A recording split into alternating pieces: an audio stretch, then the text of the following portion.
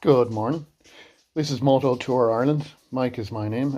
Just going to do a wee bit of not really an instructional video because I don't know a whole lot. But what I've done so far here is I've stripped out the brake pads and temporarily mounted it back on the fork, so that when I break the old lines there and fluid all over the place, you don't destroy your pads. A very important thing if you want to save, I don't know, €100 on parts.